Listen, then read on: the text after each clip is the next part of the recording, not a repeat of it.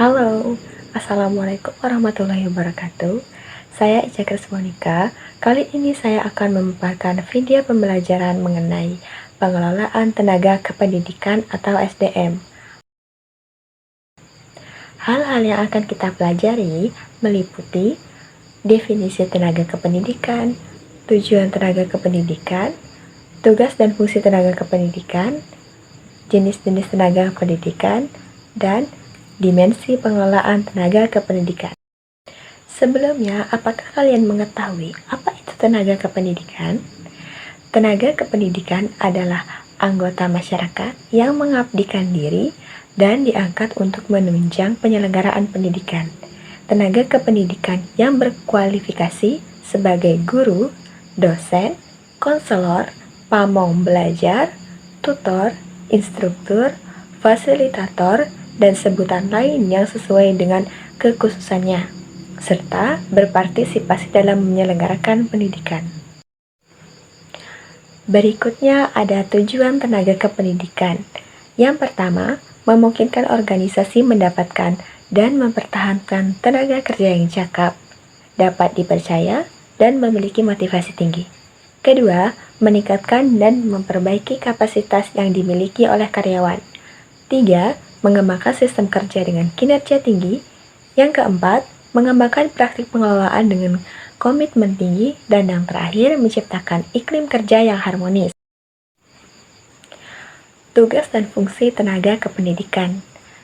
Tenaga kependidikan bertugas melaksanakan administrasi, pengelolaan, pengembangan, pengawasan, dan pelayanan teknis untuk menunjang proses pendidikan pada satuan pendidikan.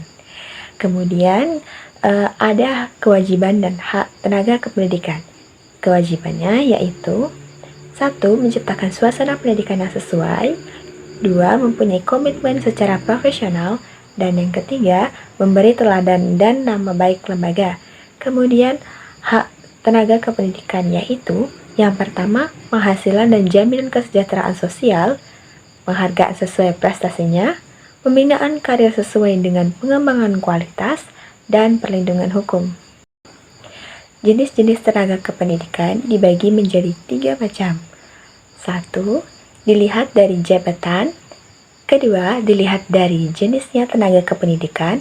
Dan yang ketiga, dilihat dari statusnya. Yang pertama, dilihat dari jabatannya. Ada 3 macam, yaitu tenaga struktural, yaitu tenaga kependidikan yang menempati jabatan-jabatan eksekutif. Kedua, tenaga fungsional, yaitu tenaga kependidikan yang menempati jabatan fungsional. Kemudian, tenaga teknis kependidikan, yaitu tenaga kependidikan yang dituntut kecakapan teknis operasional atau teknis administratif. Kemudian yang kedua, dilihat dari jenisnya tenaga kependidikan. Tenaga kependidikan atau anggota masyarakat yang mengabdikan diri dan diangkat untuk menunjang penyelenggaraan pendidikan. Kemudian tenaga pendidik. Tenaga kependidikan yang berkualifikasi sebagai guru, dosen, konselor, pamong belajar, tutor, instruktur, fasilitator, dan sebagainya. Kemudian pengelolaan satuan pendidikan. Kepala sekolah, direktur, ketua rektor, pimpinan satuan pendidikan di luar sekolah, dan termasuk pengelolaan sistem kependidikan. Kemudian yang terakhir atau yang ketiga, yaitu dilihat dari statusnya. Yang pertama, pegawai negeri sipil atau PNS, guru tidak tetap, guru bantu, dan tenaga sukarela. Materi terakhir yaitu dimensi pengelolaan tenaga kependidikan. Dimensi tersebut mencakup pertama, perencanaan tenaga kependidikan. 2. Perekrutan tenaga kependidikan. 3. Menetapkan calon yang dapat diterima. 4. Pembinaan atau pengembangan tenaga kependidikan. 5. Penilaian tenaga kependidikan. 6. Kompensasi bagi tenaga kependidikan. Dan yang terakhir, pemberhentian tenaga kependidikan.